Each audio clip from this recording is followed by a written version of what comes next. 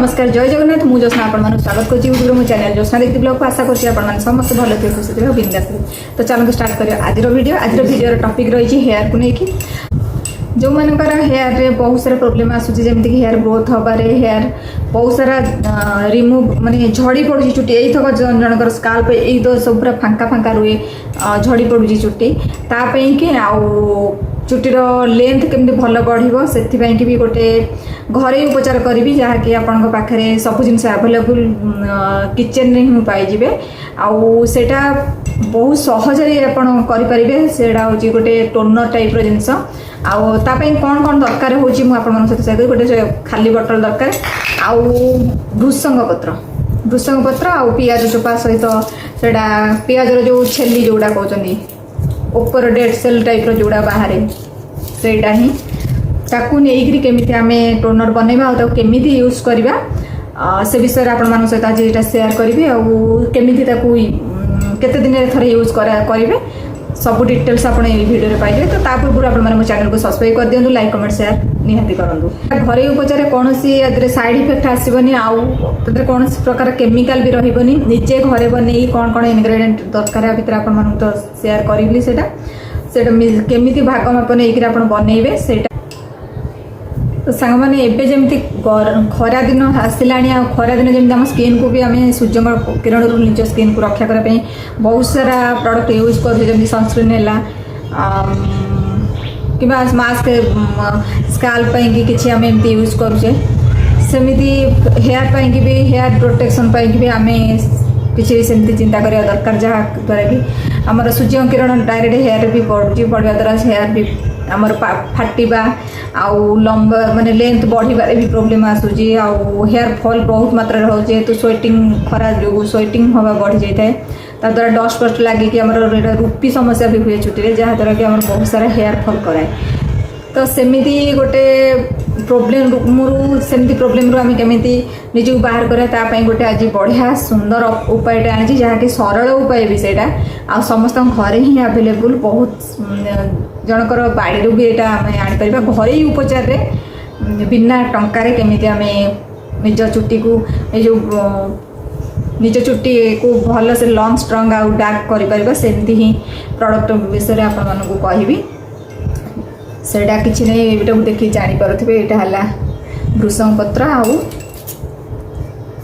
पियाज चोपा यही दुईटा मिश्रण ता सहित आमर अँलार छेली आउ जदि आपण मानकर रूपी बहुत मात्रा हो छाड़ुनी तापाई कि लेंबू रस माने 2 ड्रॉप्स जिते बनई सारे तापर यूज करेंगे मिसेबे लेंबू रस तो चलो सांग मैंने आपण सहित शेयर करुँची कौन कौन मिक्स करेंगे केमिति मिक्स करेंगे तो आरंभ से भिडियो टी देखो अधा अधा देखिले आपने किसी भी बुझीपारे तो स्किप न करके वीडियो को आरंभ से देखो तो निजे टोनरटा बनई यूज करूँ देखिए केते बढ़िया रिजल्ट आसूची केमिति भाग माप नहीं आप बनइबे सेटा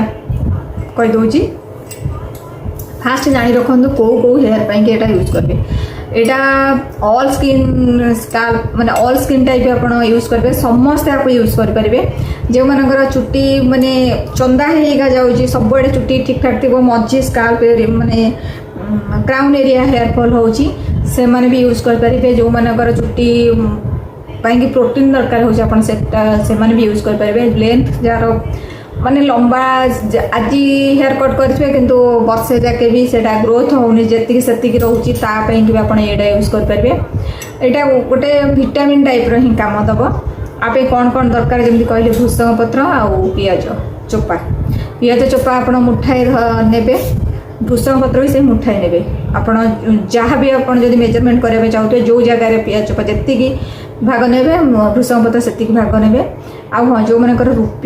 रूपीटा सब बेले लगिक रोचे जिते जहाँ कले भी छाड़ूनी आउ सफा कर माने यूज कले छाड़ी जाऊँगी पुणी किसी दिन पर जहाँ से आऊँगी तो आपड़ से 2 ड्रॉप्स लेंबूर रस पकेबे जोटा कि आमर साइट्रिक एसिड से आपणकर रूपी समस्या को दूर कर जहाँद्वारा हेयर फॉल जो मानकर एमती रूपी द्वारा होची सेटा भी से दूर कर तो फास्ट कौन करेंगे अल्प पानी ने हाफ कप पानी ने हाफ कप पानी रे भृसंग पत्र जी भाग नहीं पियाज चोपा से भाग नहीं आदि आप अँला छेली अँला थी आप छेलिक ग्राइंडिंग कर तार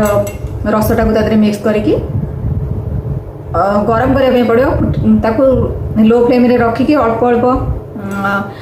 माने पानीटा अल्प हवा जाके फुटेबे फुटेकी जो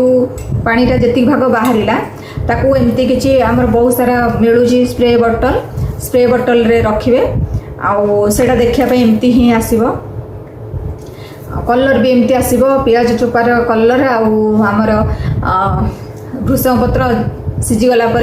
से जो छाणी देवे छाणी ही क्लीयर कर रखे तो केमती यूज करेंगे जो जिते आप सांप करूँ करने पूर्व 2-3 घंटा पूर्व आपको स्प्रे करदे कहीं गोटे दिन आगु स्प्रे करके जेहेतु चुट्टीटा ओदा होगी रमती रखिए सांप कराया थी 2-3 घंटा पूर्व आप यूज करेंगे जो मान रूपी थो से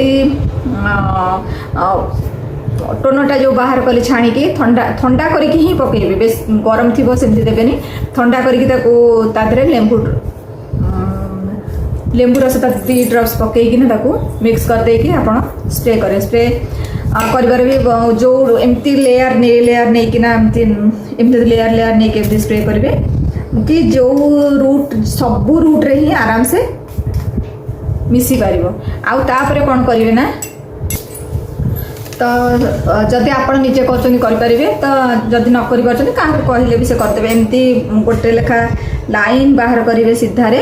आमती स्प्रे करेंगे पुणी गोटे लाइन बाहर करके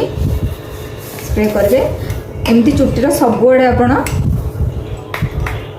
स्प्रे करदे स्प्रे कर सारापर एमती पानिया आपंकर एमती बड़ पानिया थी ना छोट पानिया भी जेहेतु चुट्टीटा ओदा थी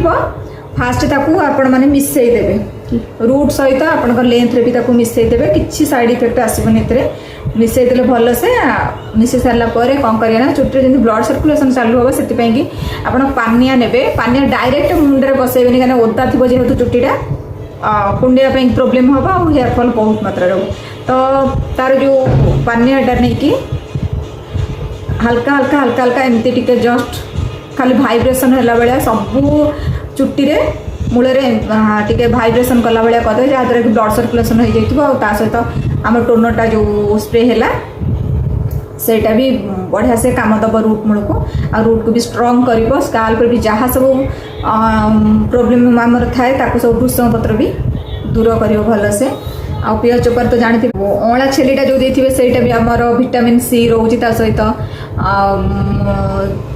इम्यूनिटी पावर स्ट्रंग कर हेयर को भी स्ट्रंग कर डार्क